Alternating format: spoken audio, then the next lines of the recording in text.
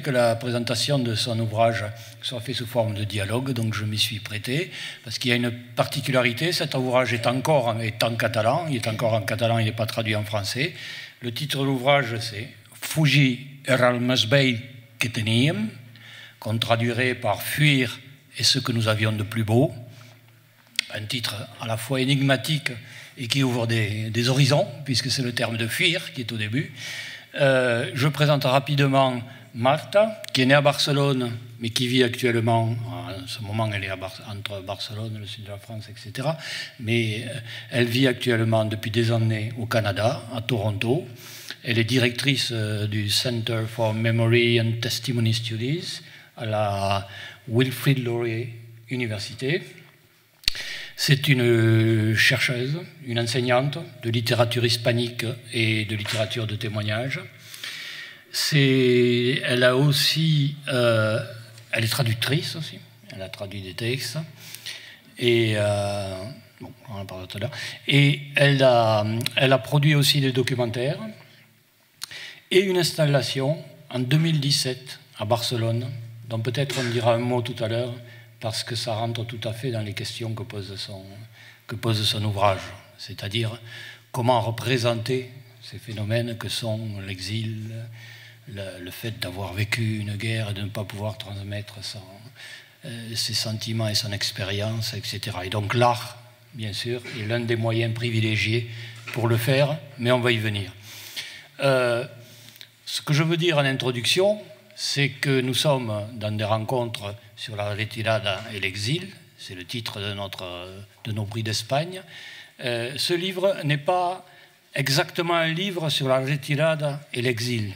Ce n'est pas un livre qui traite de cette question en particulier, mais il est nourri absolument par l'expérience de la retirada, de l'exil et de l'effet qu'ils ont eu sur l'ensemble d'une famille et en particulier sur l'auteur, sur Marta elle-même.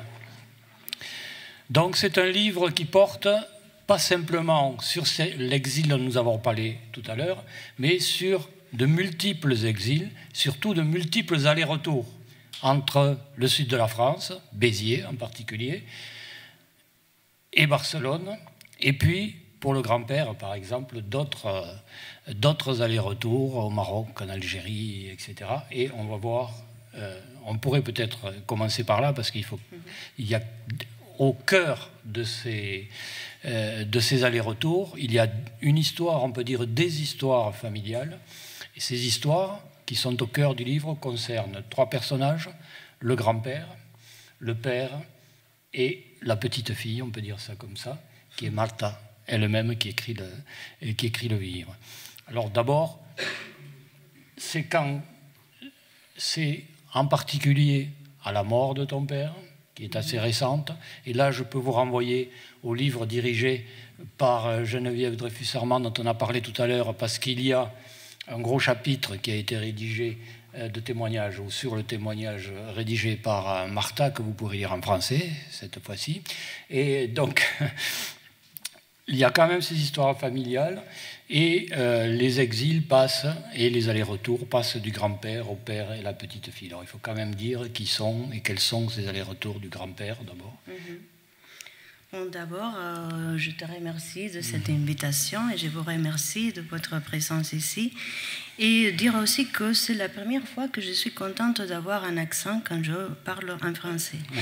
Parce que mon livre est très accenté. Il est le résultat d'être au Canada, d'habiter au Canada, de mes séjours en France et aussi... Canada, anglophone. Anglophone, oui, oui. Ah oui, bien sûr, parce qu'après, mon français serait mieux, ça, c'est sûr. C'est pas le Québec. Donc, c'est un livre très accenté et je crois qu'il appartient un peu à cette région-là parce que l'exil de ma famille était à Béziers. Donc, maintenant, je me souviens, par exemple, de l'admiration que mon père avait par l'histoire de Qatar. Donc, voilà. Tu me demandes sur les exils de ma famille. Mon grand-père était exilé en Maroc, puni, parce qu'il était un jeune anarchiste qui avait refusé de se mettre au service du roi et de faire le service militaire. Donc il était puni et envoyé au Maroc pendant 3 ans. Après, il est allé en Algérie. Après, j'ai découvert qu'en Algérie, il y avait beaucoup d'anarchistes espagnols. Et après, il a rentré à Barcelone, c'était les années 1920. Il était encore engagé dans le mouvement anarchiste, ce qui après va être la CNT. Et engagé au point de risquer sa vie. Et donc, il a choisi Béziers comme exil. Et c'était l'année 1929.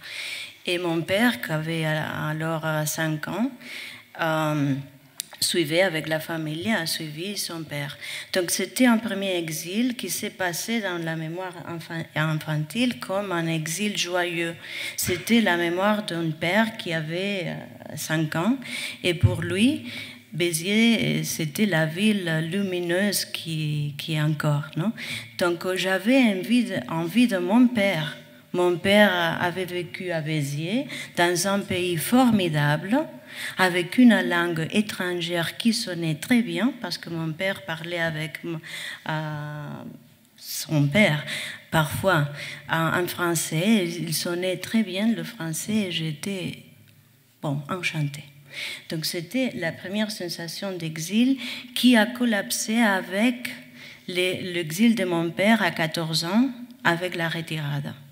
C'était un exil tout à fait d'une autre façon. Et donc, ça a collapsé dans mon imaginaire, on dirait. Et c'était la conjonction de cette joie et cette peur même qui peut-être a conformé ce que j'ai appris après l'écriture de ce livre, d'un désir de m'enfuir. Il faut dire que le père était revenu à Barcelone avec le grand-père, parce que le grand-père, dans le Maroc, l'Algérie, exil volontaire en Algérie, ça aussi c'est intéressant, c'est-à-dire condamné à passer 3 ans au Maroc, exil volontaire en Algérie, où rencontre des anarchistes et il devient maçon aussi.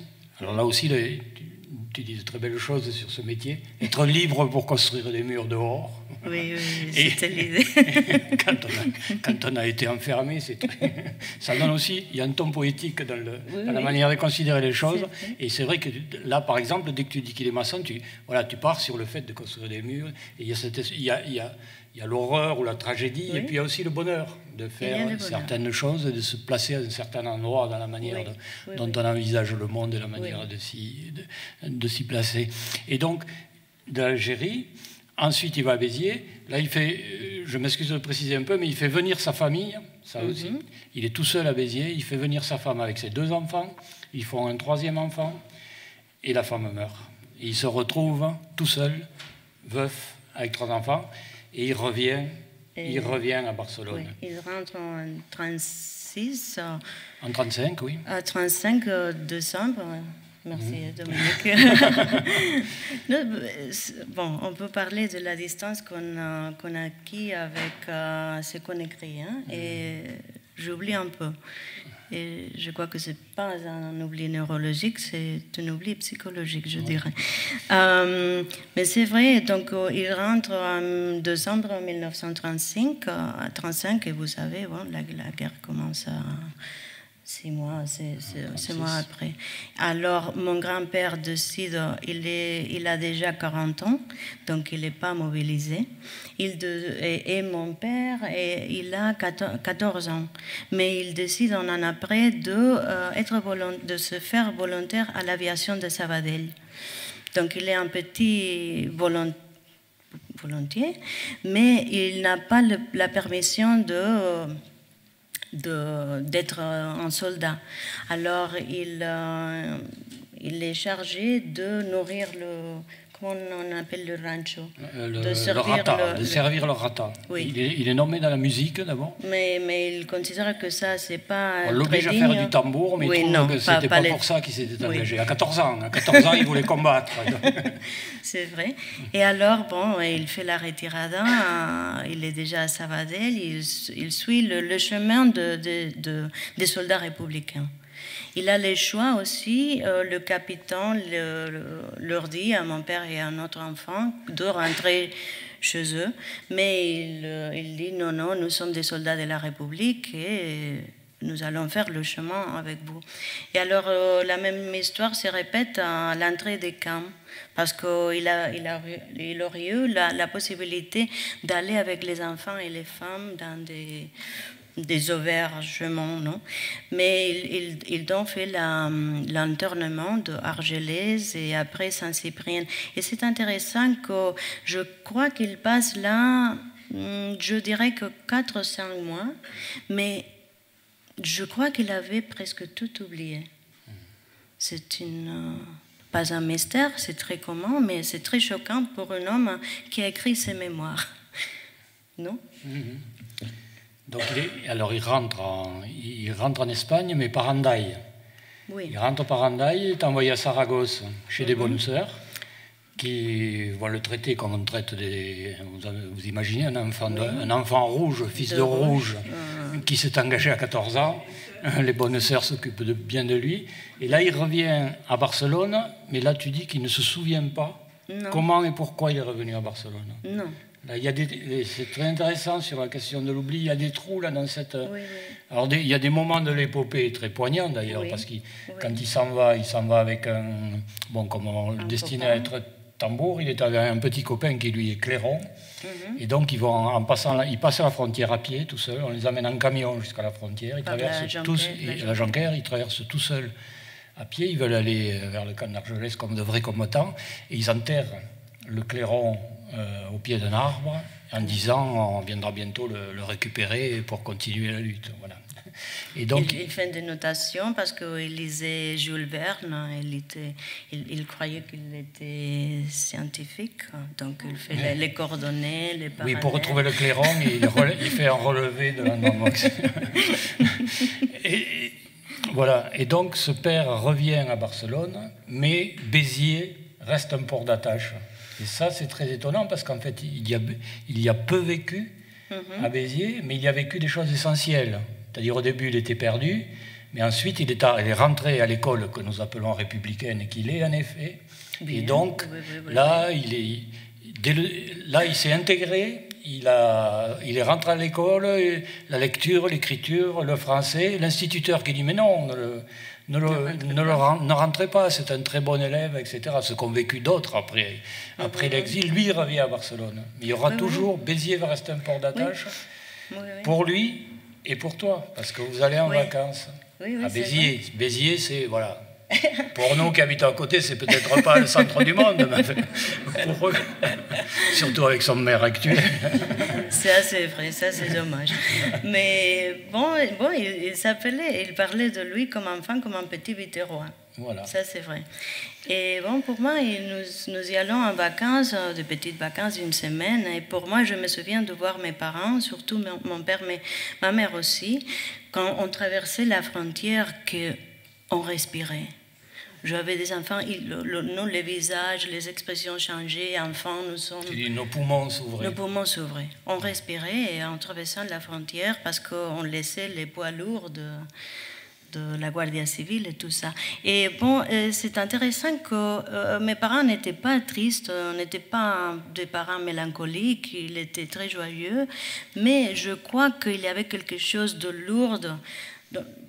C'est pas que je crois, c'est pas mon imagination, il y avait quelque chose de lourd d'habiter là, parce que mon père disait une chose que j'écris aussi, il avait la sensation qu'on lui avait volé, il disait Barcelone. Et ça pour moi, c'était très triste. Ça, c'était très triste, non? De savoir que c'est pas le cas seulement de mon père. Toute une génération avait perdu Barcelone, les villes. Non, c'était pas seulement les paysages, mais aussi les valeurs. Ça, c'était important. Mais aussi les paysages. Les paysages avaient changé, les institutions, les façades. Il y avait des signes franquistes, ça c'est évident, mais je sentais cette lourdeur et donc leur joie quand on traversait la frontière. C'était très beau. Et donc j'associe ces beautés et cette joie à Béziers, mais aussi aux huîtres qu'on mangeait, des choses comme ça. Oui, et alors à propos de Béziers, donc quand ton père meurt, il t'a quelque temps avant. Ça aussi, c'est très important. C'est un homme qui écrit très bien, puisque tu donnes des pages de... C'est pas un intellectuel, mais il aurait aimé être un intellectuel. Ça aussi, c'est très important. Et donc, il a écrit son autobiographie, surtout sur cette période-là, et il t'a donné ce manuscrit. Et toi, tu as du mal. Tu es à Toronto, tu as du mal à l'ouvrir, tu as du mal à le lire, tu as du mal à avancer. Et puis, quelque temps après, il va mourir. Et là, des choses vont se déclencher. Et tu vas éprouver la nécessité impérieuse d'aller à Béziers. Et donc ça veut dire qu'après sa mort, tu vas repénétrer dans cette histoire à partir de ce qu'il a écrit, en sachant que c'est fini, plus jamais tu ne pourras en parler avec lui, et tu vas, toi, commencer, on va dire, une errance, là, plutôt qu'un... Et on verra après, c'est l'importance de ce terme, plutôt qu'un exil, pour aller revoir les objets, les lieux, essayer de retrouver la figure du père et cette histoire. Merci beaucoup de tes mots, parce que c'est vrai quand vous avez peut-être fait cette expérience-là, quand on meurt, il n'y a pas des échos des paroles. Les paroles disparaissent. Et donc, on n'est pas certain de que ce qu'on se souvient, c'est la vérité.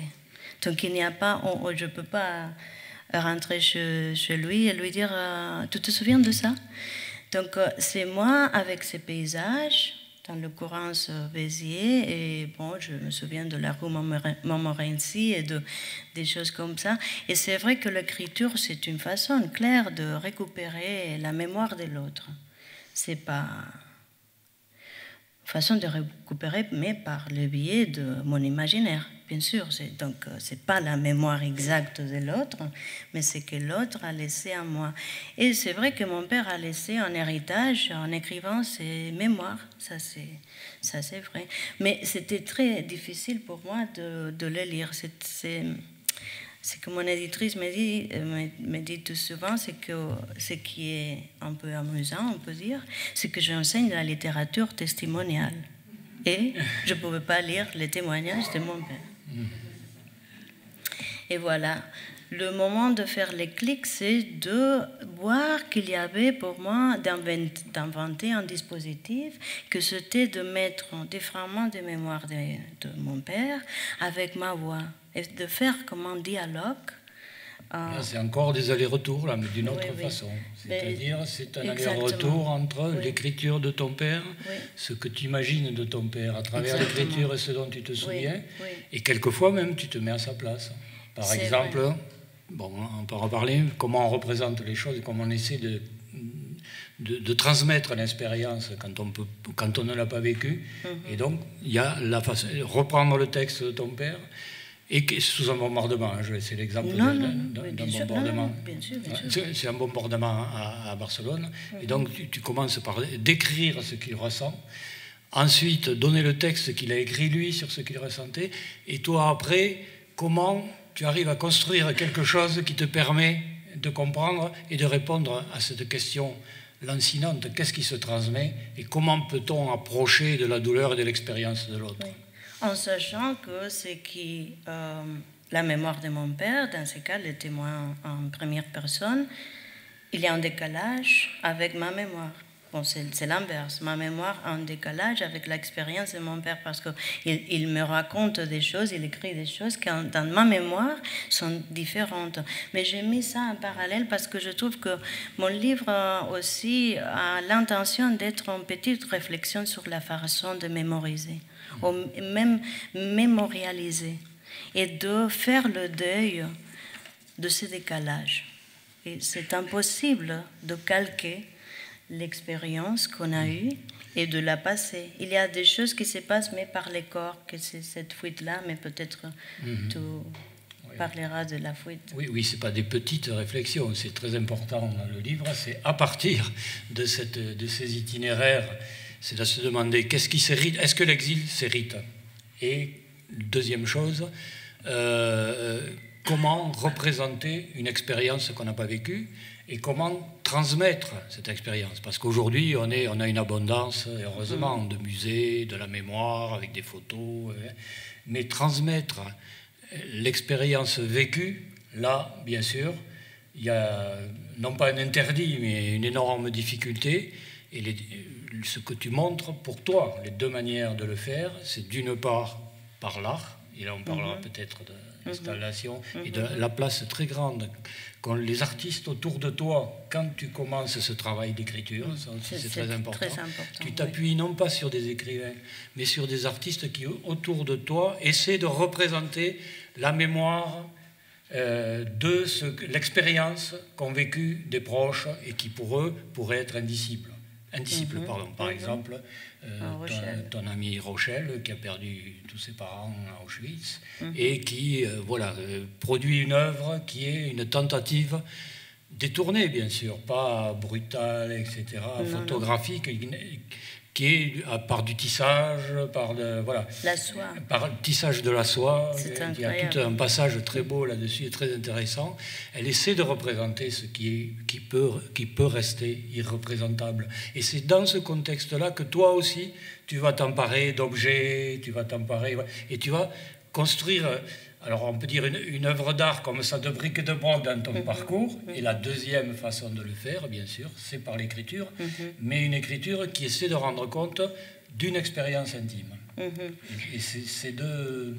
Avant l'art, il y a une façon, dans mon cas, symptomatique. Et ça, c'est la fuite. Donc, qui passe par les corps. Je n'étais pas bien à Barcelone. Je ne pouvais pas aller en France parce que j'aimais beaucoup. Et en fait, je pense que la France est mon pays, je dois dire. Mais c'était trop proche à ma famille. Il y avait quelque chose. Alors, j'ai fait la fuite à l'anglophonie. Et je suis allée d'abord à Londres et après au Canada. Mais je n'étais pas très bien non plus. Donc, j'ai réussi à faire le triangle Toronto, Paris, Barcelone. Donc, on me disait à Paris, j'ai une amie à Paris qui me dit que tu es comme les uranetas. Les hirondelles, tu reviens à Paris le mois d'avril, non? Donc, quand on termine à Canada, je vais à Paris. Donc, mais c'est vrai que l'écriture a stoppé ce mouvement de fuite et je suis capable de le dire en passé. Donc, maintenant, ce n'est pas la fuite, c'est un peu le mouvement d'être dans des milieux différents, avec moins d'angoisse, on dirait. Et toujours la valise prête, enfin, ça, c'est vrai. Alors, peut-être moins aujourd'hui. Aujourd'hui aussi, on vient de Barcelone. Ah oui, d'accord. Il y a cette idée qu'il faut faire un parcours pour trouver quelque chose. C'est vrai. Mais qu'il faut toujours avoir... Et ça, si on hérite de quelque chose, c'est peut-être... Dans ton cas, tu as l'impression d'avoir hérité de ça, de ces allers-retours et du fait de toujours avoir la valise prête pour si ça ne va pas, je vais ailleurs. Et je ne vais pas un ailleurs que j'ai prédéterminé. Je vais faire une expérience par la fuite. C'est pour ça que le terme est fugi et pas s'exiler.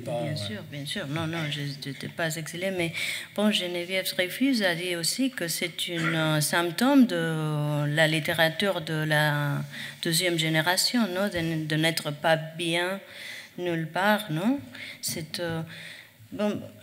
L'idée, c'était de parler de mon expérience, mais en sachant que je parle par je ne suis pas le porte-parole, mais que mon cas pourrait faire des échos avec des autres expériences, pas seulement la catalane ou l'espagnol, mais avec des autres fils et fils d'autres événements violents de l'histoire, bien sûr. Oui, surtout qu'à Toronto, tu reçois, tu reçois des gens de tous les pays du monde, et que dans ton centre, tu traites de multiples exils, de multiples traumatismes et de multiples façons d'essayer de le transmettre.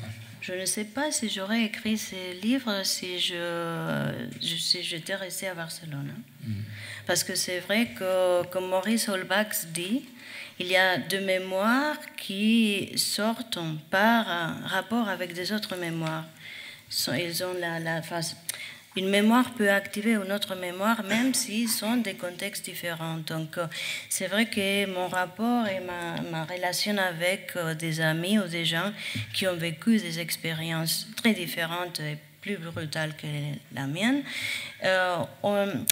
ont mis de la valeur dans mon expérience et m'ont donné le courage de dire, bon, je vais écrire sur mon expérience et l'expérience de ma famille.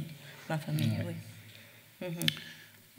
On peut peut-être faire une petite pause. Alors, il n'y aura pas de lecture après parce que le livre n'est pas en français. Donc mais je me suis permis de faire une traduction provisoire et non autorisée, mais comme l'éditrice, et là, je n'aurai pas de procès, uniquement pour cette séance.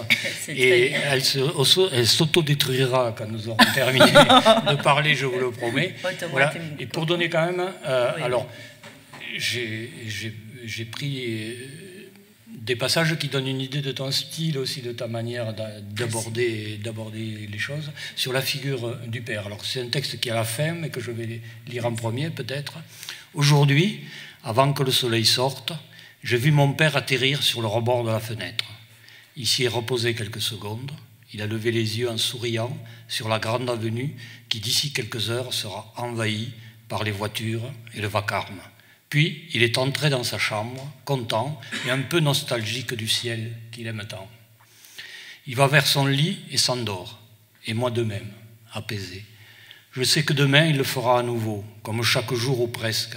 Il se lèvera, il enjambera la fenêtre en pyjama, et en un mouvement plus suave encore que celui des oiseaux, il s'envolera en prenant appui avec ses gros orteils sur le rebord de la fenêtre qui lui sert de tremplin.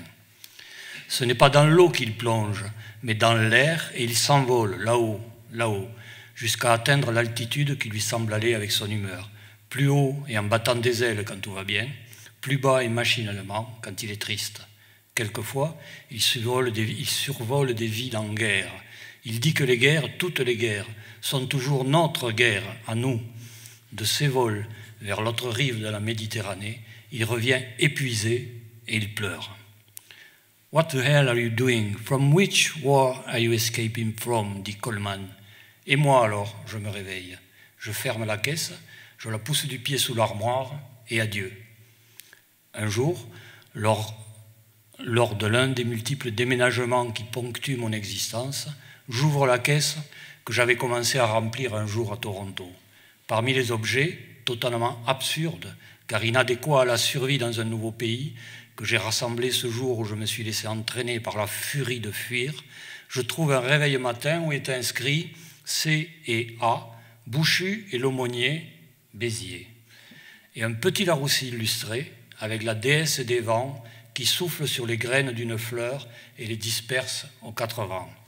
Ce sont les premiers objets que mon grand-père, en 1928, a achetés en arrivant à Béziers, les seuls qui me viennent de ma famille, les seuls que j'ai emportés à Toronto, le temps et la langue de l'autre. Des boussoles pour s'orienter dans le monde. Donc voilà, ça donne aussi une idée. Là, c'est le rêve du père qui s'envole. Alors les oiseaux, on pourrait en reparler, ça revient très souvent aussi.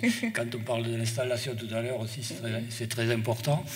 Et ça peut être aussi ce père rêvé qui te permet d'entrer dans ton propre parcours. Et là, immédiatement, on voit arriver l'histoire la mallette qui est prête. Alors, Toronto, ça renvoie à notre passage où tout d'un coup, la furie de fuir, c'est que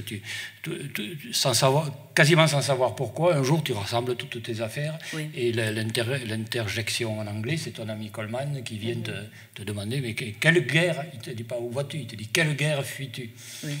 Je dois dire maintenant qu'on est en famille, que cet ami Coleman existe, c'est un bon ami à moi, mais que l'interpellation venait de ma psychanalyste,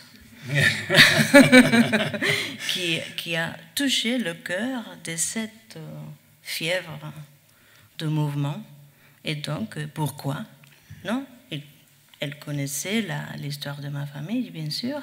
Elle a donné justement la clé d'entrée dans l'écriture parce que, bon, et pourquoi j'ai cette malaise et ce besoin de faire des allers et retours. Donc, c'est des allers et retours de ma famille, et je dois dire que du côté maternel, c'est aussi, il y a des allers seulement. Donc, c'est comme tu disais, c'est une solution dans une famille qui a ces recours qu'on ne peut pas vivre dans ce lieu, on se met dans une autre. Donc, la notion de patrie, c'est très malléable dans ces cas-là. Là, c'est très frappant, surtout chez le père.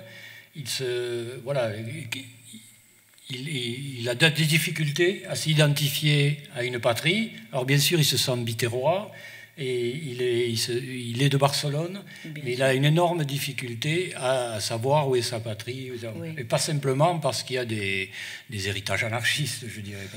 Et par contre, à la fin de sa vie, ses deux grands amis sont un curé et un indépendantiste catalan, alors qu'il pense qu'il n'a pas de patrie aussi bien identifiée et que les curés, vraiment, ils lui sortent par les oreilles.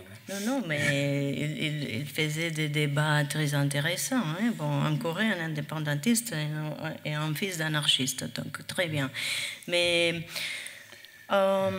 oui, c'est vrai, sur le mouvement. Mon père aimait beaucoup la langue catalane. Il lisait beaucoup en catalan et en français, mais je ne sais pas si on peut dire que la langue c'est la patrie, on a dit beaucoup des choses comme ça, mais c'est vrai que de formuler une définition stricte de patrie et même d'identité, c'est très difficile pour certaines personnes. Et dans ma famille, c'était une difficulté qui nous met à tout un peu en lieu problématique parce que on aime aussi d'avoir des repères un peu certains, non? Même si le siècle, c'est le siècle de la globalisation, on a vu que ce siècle porte des problèmes, non? Donc, mais un peu en lien avec la présentation de Geneviève Dreyfus, je m'étonne aussi de voir comment la Catalogne contemporaine n'a pas réussi à faire sienne la mémoire des anarchistes et toutes les implications de valeurs anarchistes par rapport à la patrie et à l'identité. C'est un élément très intéressant d'étudier pourquoi, sociologiquement ou psychologiquement, ça n'a pas donné un imaginaire qui peut se mettre en rapport à la situation politique présente. Alors que c'était extrêmement important et c'était même quasi hégémonique dans certains secteurs à l'époque de la Deuxième République et de la guerre d'Espagne. Oui. C'est sûr, c'est vrai, c'est une question. C'est une question. Et oui, parce que peut-être, enfin c'est pas à moi à répondre, mais les questions sont quand même formulées dans un vocabulaire qui, voilà, resserré sur l'État-nation, etc. Bon, on pourrait interroger la manière de présenter l'indépendance, par exemple. Hein, sur quel modèle? Est-ce qu'on recherche des aspects inventifs d'une nouvelle structure étatique, par exemple, ou semi-étatique, ou est-ce qu'on reprend des anciens modèles, ce qui conduit forcément à une impasse parce que le monde a changé? Bon, mais on va pas partir là-dessus. Parce que... Non, mais quand même, c'est intéressant. Mais c'est intéressant parce que dans toute l'expérience que tu décris, il est vrai. Alors, bien sûr, ils sont prêts à mourir pour la République, y compris à 14 ans. Mais par contre, l'idée d'identité, de patrie, etc., ça pose question. Et les allers-retours permettent de relativiser. C'est la République, c'est important, mais c'est aussi l'antifascisme. Hein? Oui, bien sûr. Surtout. Bien sûr, je dirais bien sûr, que c'était plutôt des antifascistes. Antifascistes, bien sûr. Non, et c'est alors c'est une sorte de fraternité qu'on faisait avec l'Europe entière et l'Amérique. Donc, non. Alors, là, on en vient au fait que tu te présentes, bien sûr, puisque c'est l'expérience avec le père, c'est beaucoup comme petite fille, comme jeune enfant, etc. Et là, tu fais, parce que ton interrogation, c'est on ne peut pas transmettre l'expérience que par l'intellect, il faut que ça passe par le corps. Et l'expérience que tu as de ce passage par le corps, c'est ce que tu vois, ce que tu entends, et surtout ce que tu n'entends qu'à moitié. La question du murmure, etc. Qu'on entend dire à moitié, et à travers lequel on devine, on construit quelque chose. C'est l'énigme, et voilà. C'est pour ça que Béziers et la France tout entière est devenue un énigme. Même une sorte de place magique. Parce que évidemment, ça surpasse même l'idéalisation. C'est une sorte de paradis, non? Quand je disais, bon, mon grand-père disait la patrie, c'est le lieu où on peut manger. On a de la nourriture. Mon père a modifié, a fait une chose plutôt plus intellectuelle. La patrie, c'est le lieu où on peut penser, non? Réfléchir, et je me disais quand j'étais petite, non, mais la patrie c'est l'étranger. Donc l'étranger c'est la patrie que j'aurais pas. Non, parce que c'est toujours là-bas, non, c'est l'étranger. Donc j'ai perdu le fil de ta question. C'était juste sur le fait d'avoir l'expérience. On ne peut pas avoir l'expérience directe, mais en permanence il y a ces murmures. Exactement. Que l'on entend dans les divers contextes, à table, à la maison, chez la coiffeuse, dans la voiture quand on va à Béziers, encore une fois, on entend les parents parler. Quand on traverse Barcelone, on voit le camp de la Bota où 1500 personnes ont été fusillées, on n'en parle pas, mais les parents en parlent et on ne comprend pas très bien. Oui. Ça, c'est les murmures, je crois que c'est un élément très définitif de la... Comment on passe la mémoire dans les pays qui sont dans des dictatures, non, comme l'Espagne. Ici en France, c'était différent parce qu'on pouvait parler. J'imagine que c'était peut-être un murmure, mais c'était différent. Mais dans nos cas, c'était les murmures qu'il y avait des choses que les parents ne pouvaient pas exprimer en voix haute, non, en voix normal. Et donc, il y a des réalisateurs qui ont fait de beau travail sur ça. C'est le Victor Erice en L'Espíritu de la Colmena, par exemple, et Carlos Saura. Donc, il y a cette petite Anna Torrent qui même elle, non, ne parle pas, parle avec ses voix de yeux et la voix basse comme ça, des murmures. C'était une très belle expression de la mémoire pendant cette année-là.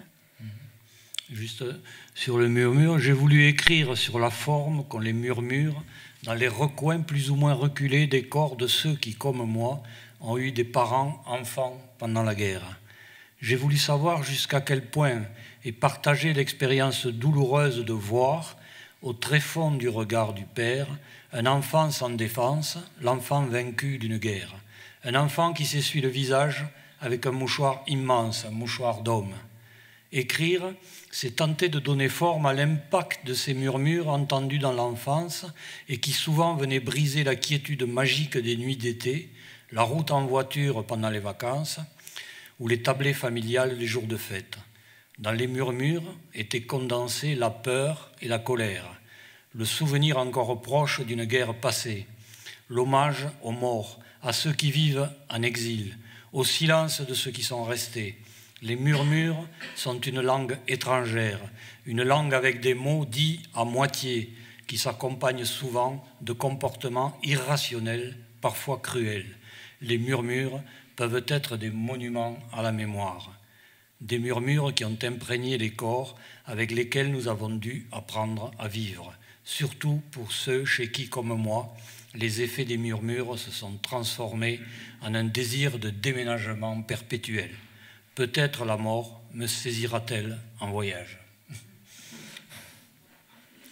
Donc c'est ça en fait, par l'écriture, traduire ces expériences intimes qui passent par le corps, par les yeux, par les oreilles, l'entendre.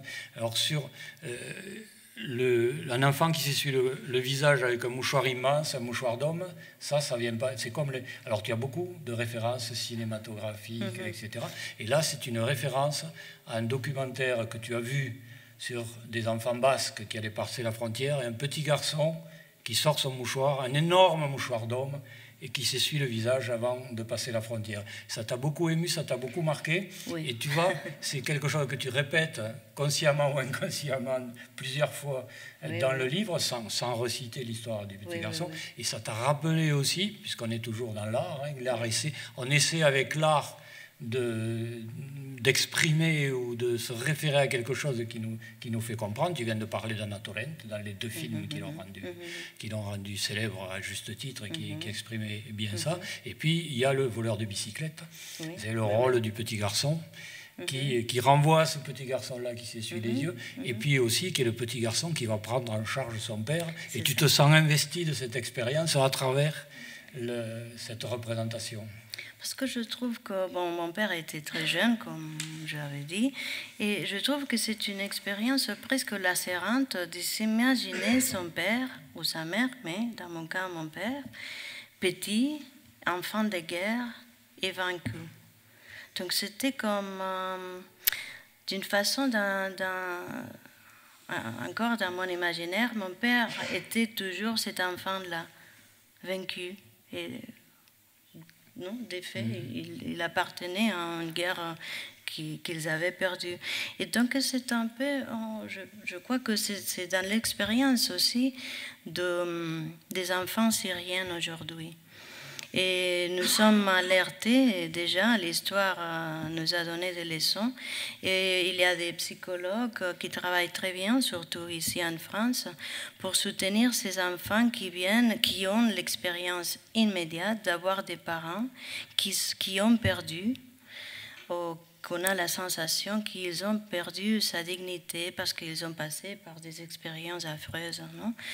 Donc, c'est difficile. Je ne sais pas qui a travaillé sur cette expérience-là, mais d'une façon, c'est d'avoir un enfant qui va être toujours un enfant. Et donc, la position va être d'être la mère ou le père de son père. Bon, un peu comme ça. C'est pas toute la vie, hein, mais quand on pense dans cette histoire-là. Et donc, peut-être l'écriture bien substituer cette sorte de vide, non ? Et puis, par exemple, dans le cas du grand-père, à un moment, il a lâché prise. Oui. Il s'est laissé aller. Bon, il rentrait veuf avec 3 enfants. Il se retrouve à la Barcelone franquiste. Oui. Et donc, tu dis, voilà, c'est un homme qui... Non seulement c'est un vaincu, mais c'est un homme qui, même si c'était avant la guerre, et c'est un homme qui lâche prise et qui doit être pris en charge d'une certaine manière par ce qui lui succède. Il a dit, non, je reste à Barcelone, je fais beaucoup d'exil, je reste à Barcelone parce que je ne bouge pas, non ?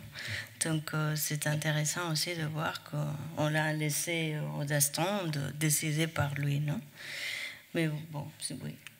Et donc, il y a la question de l'expérience de l'exil. Et il y a quand même, je dis que ce n'était pas un livre sur la guerre civile, mais il y a au cœur de la réflexion quand même la question de l'expérience de la guerre. Et là, tu fais appel... aussi bien à Freud qu'à Walter Benjamin, qui a dit après la guerre de 14, quelque chose commence, une fracture se met en place. C'est la fracture entre les morts-vivants, entre guillemets, qui ont vécu l'expérience terrible de la guerre, et tous les autres, que quoi qu'ils fassent, ne pourront jamais la saisir et la comprendre parce qu'ils ne peuvent pas la revivre. Oui. Et c'est dans ce creux, dans cette brèche, que va devoir se glisser la mémorisation, l'écriture, l'art, pour essayer, non pas de la combler, mais d'y substituer des formes de compréhension et surtout des modèles de transmission. Ça fait partie de mon inquiétude comme enseignante d'études de la mémoire. Qu'est-ce qu'on fait quand on décide de mémorialiser un événement historique? Parce que parfois, il y a des institutions qui nous donnent apparemment des solutions à la représentation mémorielle, mais ils nous font croire qu'on peut on peut faire le trajet au passé, sans cet acte un peu humble de admettre que ça, c'est impossible et qu'il y a toujours un décalage entre le passé et le présent. Que le présent, c'est un héritier du passé, mais qu'on ne peut pas aller au passé. Même nous, les gens qui ont passé par une expérience, quand on la raconte, c'est déjà le raconte par la parole, l'écriture, l'art. Donc, je me demande s'il y aurait une façon officielle de faire une mémoire réflexive et de nous dire à tous qu'on doit faire hommage, mais en sachant qu'on fait hommage à partir du présent. Donc c'est nous qui nous faisons l'hommage, d'une certaine façon. C'est nous qui nous sommes fait la photo de cette mémoire, en fait. Non ? Je ne sais pas si je m'exprime bien, mais c'est de faire une sorte un acte de générosité aussi. Pas d'être humble, un acte de générosité. Il y a la tentation de poser des exemples à partir de la situation politique de la Catalogne au présent, c'est grande la tentation. Mais bon, j'ai des amis, je suis un peu critique du procès. Et donc, il y a des gens, des amis qui connaissent mon histoire familiale, qui me disent mais tu dois t'engager, tu dois le faire, non? Un hommage à ton grand-père et ton père. Donc, on fixe les morts même. Hein? Je ne sais pas, l'opinion de mon père. Mais non, je ne sais pas. Peut-être mon père aurait changé. Vous savez, on fixe même les morts dans un cadre mémorial qui est tout à fait fantastique. Ce n'est pas du réel qui est là, non, en jeu. Et à propos des musées, des tentatives de représentation et de présentation mémorielle, le fait qu'il faut essayer de faire vivre à la personne qui passe, bon, c'est un leitmotiv, mais bien sûr c'est quelque chose qui est impossible, de manière fixe, comme ça. Bien sûr, tu dis qu'on s'appuie sur la compassion, mais on trouve difficilement le moyen de faire ressentir. Et là, je voudrais qu'on parle, pour revenir à l'art, de cette installation que tu es... Là, ce n'était pas sur la Retirada, hein, mais c'est un rapport avec toutes ces questions-là, et il me semble que c'est assez significatif, cette installation que tu as faite à Barcelone en 2017. Est-ce que tu peux nous expliquer? L'installation avait le titre de « Je vous offre les oiseaux » en français. Et après, « Us ofereixo els ocells » en catalan. C'est déjà pour montrer qu'il y a un décalage entre l'auteur, qui était moi, et un autre copain, qui était l'artiste sonore, et la représentation mémorielle. C'était une façon de dire au public qu'il y a un décalage. Hein. L'auteur n'arrive pas à représenter le passé. Je vous offre les oiseaux à partir de ce que j'avais lu dans des mémoires des rescapés de la Shoah, qu'ils disaient, ils disent même en écriture bien sûr, qu'ils n'avaient jamais entendu ou vu les oiseaux survoler les camps, ou entendu les oiseaux chanter. Donc c'est une façon de faire avec le présent et le passé et d'offrir ces chants d'oiseaux au passé, aux rescapés. C'était impossible, c'est une chose qui est possible seulement par le biais de l'art. Oui, mais ce que tu dois dire, c'est que tu as fait ça parce que justement, il y a un Allemand qui avait répertorié tous les oiseaux et les chants d'oiseaux qui se trouvait au-dessus des camps. Mais j'ai découvert ça après. Hein. Ah, tu l'as découvert après? Oui, oui, parce que c'était formidable. Non, non, en faisant de la recherche, j'ai trouvé Gunther Nehammer, qui était un ornithologue, qui avait demandé d'être déplacé à Auschwitz comme SS. Donc, dans ces heures mortes, il disait, il faisait l'observation des oiseaux. Il avait catalogué 126 oiseaux différents. Et on a fait l'installation avec les chants de ces 126 oiseaux qui étaient enregistrés en Lot-Silesia, à Auschwitz, dans les zones d'Auschwitz. Donc, c'était une installation qui n'était pas en loupé, n'était pas en loop, c'était une combinaison mathématique. Et on s'est promené par l'installation comme dans un bois, le bois d'Auschwitz, et on a filmé Auschwitz comme si c'était un bois. Maintenant, Auschwitz, Birkenau, c'est un bois, et les gens du village d'Auschwitzim, les noms en polonais, les gens vont faire le pique-nique. Là, évidemment, c'est un autre rapport au paysage. Ils voient Birkenau tous les jours, et c'est un bois. Donc, c'était une façon aussi de faire l'alerte, non? Les lieux de mémoire, la conservation et l'évolution des lieux de mémoire, et de dire aussi ce décalage entre le passé et le présent, que c'est impossible de faire la cohésion, la fusion totale. Non? Et donc, sur la fuite, sur l'errance aussi, tu as de belles pages pour faire bien la distinction entre être exilé et être un errant. Oui, c'est intéressant parce que le premier chapitre, c'est le dernier que j'ai écrit. Et alors, je me suis rendu compte, pas forcément après l'écriture, mais après ces 3 mois de présentation, que le livre est en effet un petit hommage aux errants anarchistes. Je crois qu'il y a un petit hommage à mon grand-père et la génération de mon grand-père. Et ça, je trouve intéressant parce que c'est toujours, pas toujours, mais très fréquemment, que c'est la 3e génération qui fait quelque chose qui est un peu détaché et peut parler des grands-parents. Parce que nous sommes trop attachés avec les pères et nos mères. Donc, je crois qu'il y a cette élégie à l'errance. Je peux la lire peut-être, parce que j'en ai traduit une petite partie. Merci, si tu le fais. Errer, s'éloigner d'un chemin, aller d'un lieu à l'autre sans but. Errant, erratique, erroné. Du latin errare se dit de celui qui emprunte des chemins incertains, de celui qui vagabonde, de toute chose qui se déplace sans prédétermination, une pierre erratique, une douleur erratique.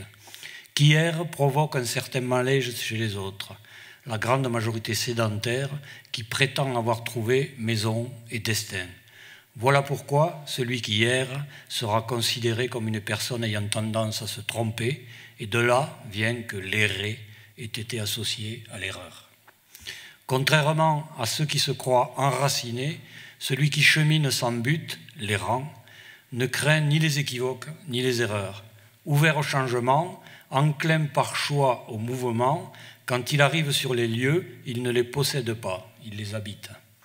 Et quand il en a assez, par fatigue ou pour s'épargner le désir parfois irrépressible de la possession, il est allergique à l'expression Casa Nostra, chez nous, il les abandonne avec la légèreté d'esprit de celui qui ne connaît pas la nostalgie. Il est l'infidèle du lieu où il est né, le vagabond, le vif argent, l'inquiet, l'insatisfait des paysages, celui qui traverse les frontières et les aéroports, les gares, les lits, les maisons et les amours. Les nécessiteux, les paresseux, mais aussi les parias, les persécutés, les rêveurs, les désorientés, presque tous les fous, dépendent des boussoles plutôt que des calendriers. C'est que l'espace s'oppose au temps mesuré, compté, distribué. Qui erre se souvient des paysages, qui s'enracine se souvient des années.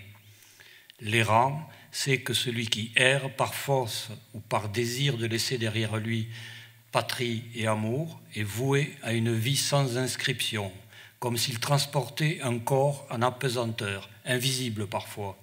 Comme tout un chacun, celui qui erre oublie parfois, mais l'errant, lui, est toujours oublié.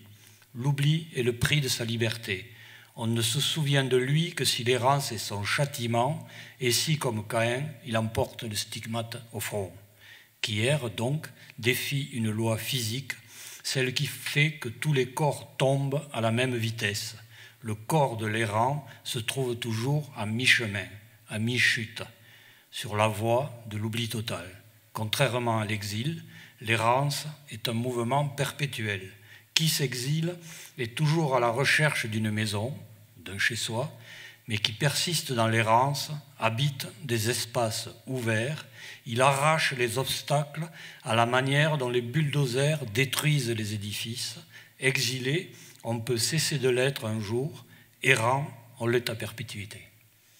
Voilà comment tu commences le livre, mais en fait, pour toi, c'était ta conclusion. Oui. Ouais, je l'ai bien compris parce que je l'ai lu à la fin. Oui, excellent. Alors, oui. on peut juste dire sur cette errance que ta quête à toi, c'est une errance dans plusieurs endroits, alors aussi bien en Catalogne qu'en France, etc.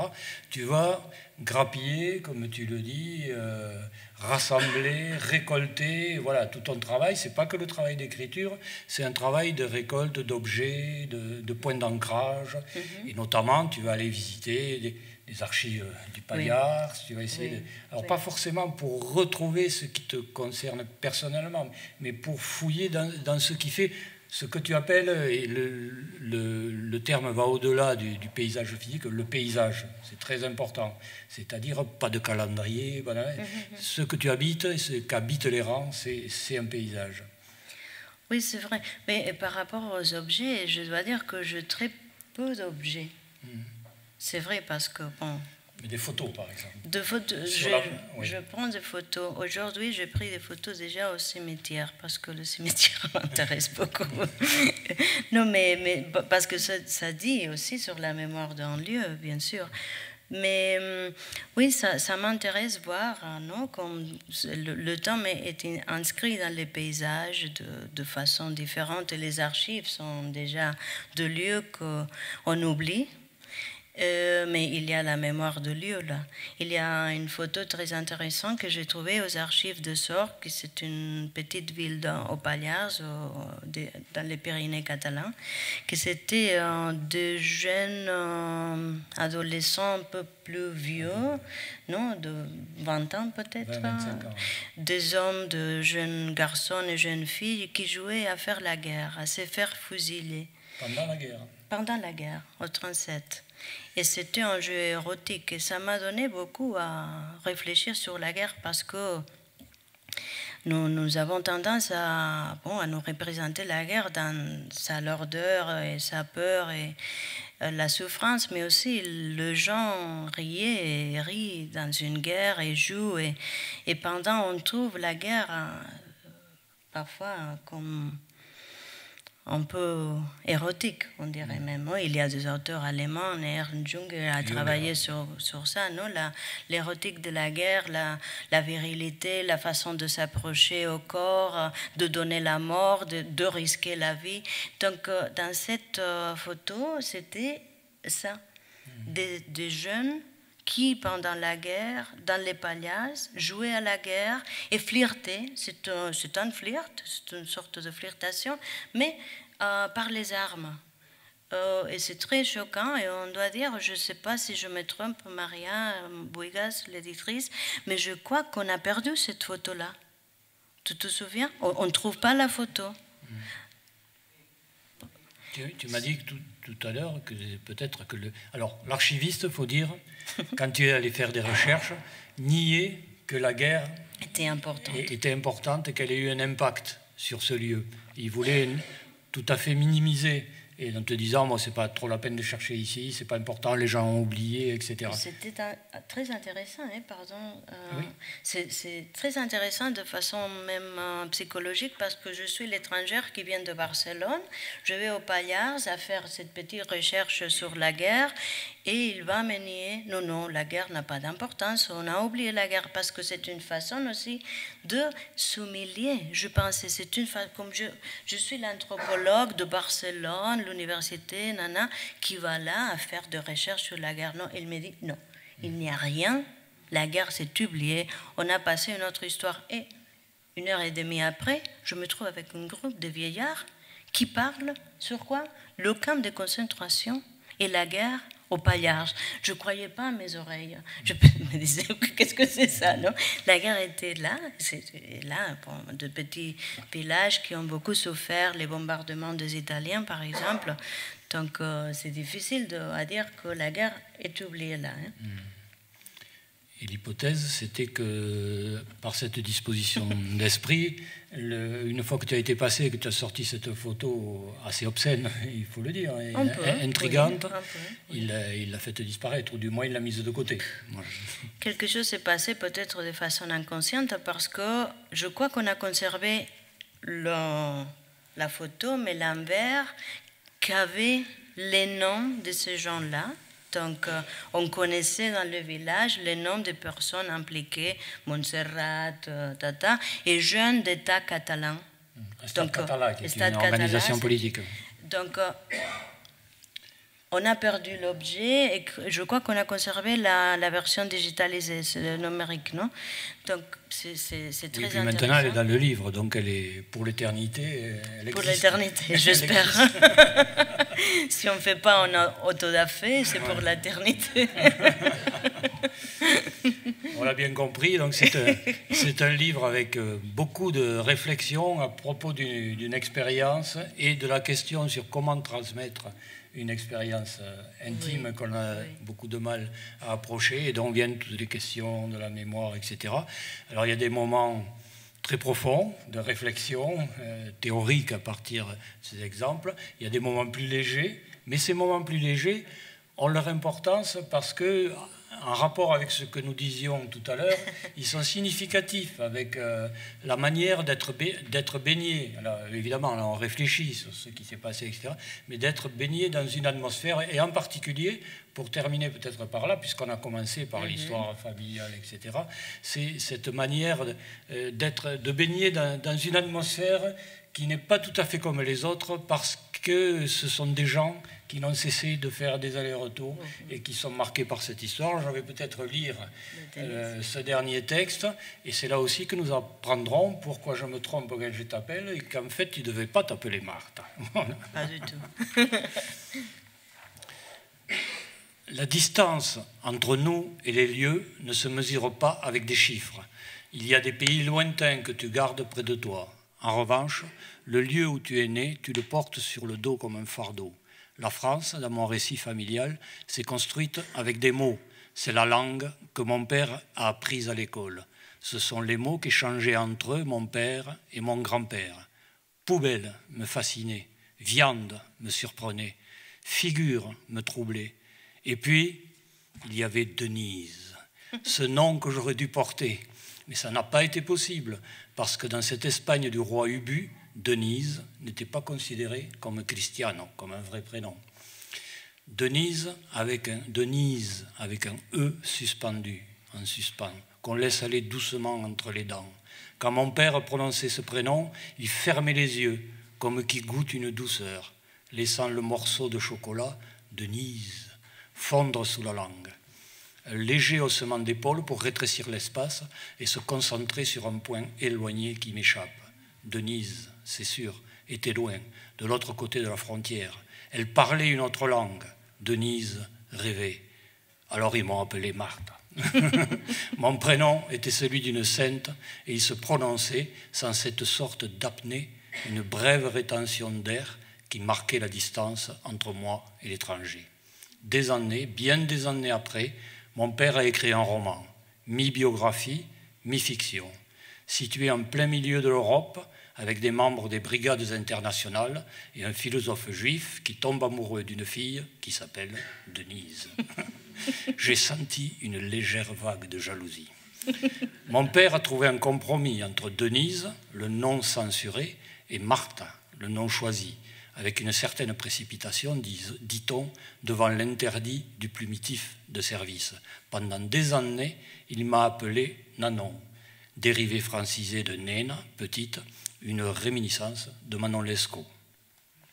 Mon enfance s'est construite avec des histoires étrangères qui allaient au-delà de Béziers jusqu'au nord de la France, d'où venait la famille de ma mère, arrivée à Barcelone en fuyant la Grande Guerre.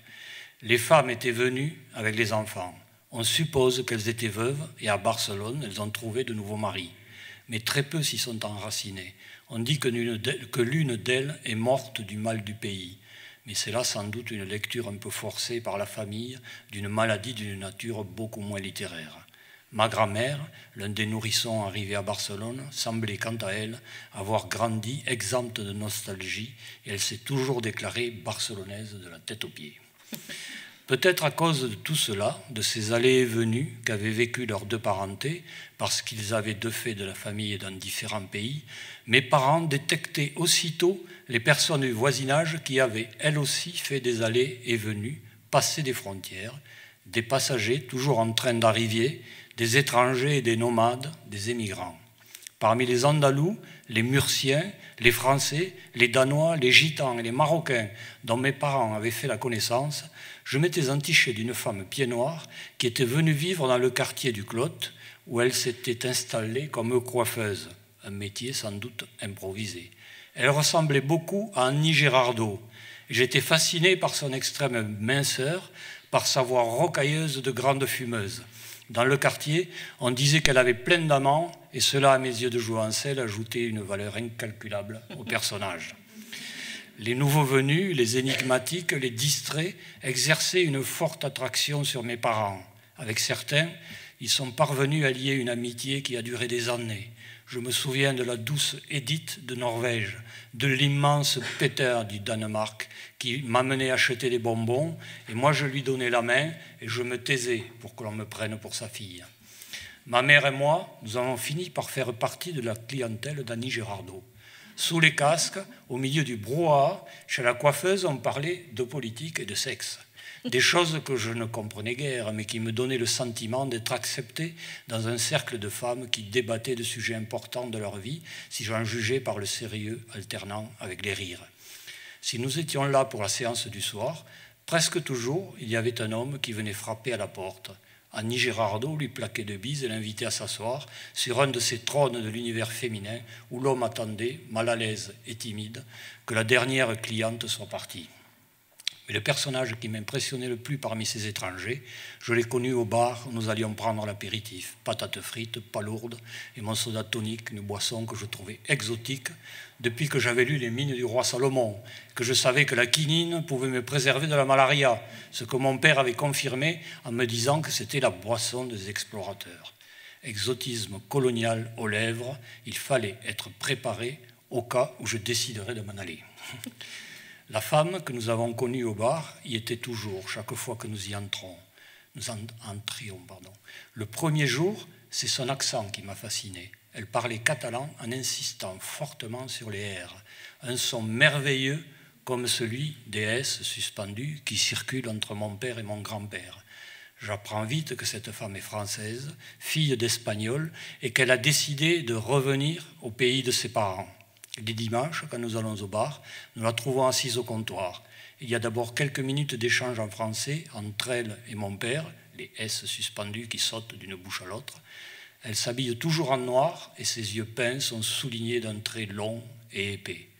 Un jour, elle nous raconte une anecdote qui souligne plus encore la noirceur de son regard. Ses parents, me dit-elle, étaient anarchistes et ils l'avaient appelée Vie, un prénom qu'elle a changé en Dolores, douleur, quand elle est venue vivre en Espagne, une façon ironique et poignante de souligner l'angoisse de vivre sous le franquisme. Vie, la Dolores de mon enfance, avec un quelque chose de Maria Casares dans les yeux. En France, elle avait une amie qui s'appelait Mort. Quand les gens les croisaient dans la rue, ils s'en éloignaient en courant et en disant « Regardez, la vie et la mort, bras dessus, bras dessous. » Si non è vero, è bene trovato. Comme vie, moi aussi, j'avais un autre prénom, un prénom secret, Denise. Avec le S prononcé dans un souffle, il me restait cependant le refuge et la consolation de m'entendre appeler Nanon de temps en temps. Merci beaucoup. Merci.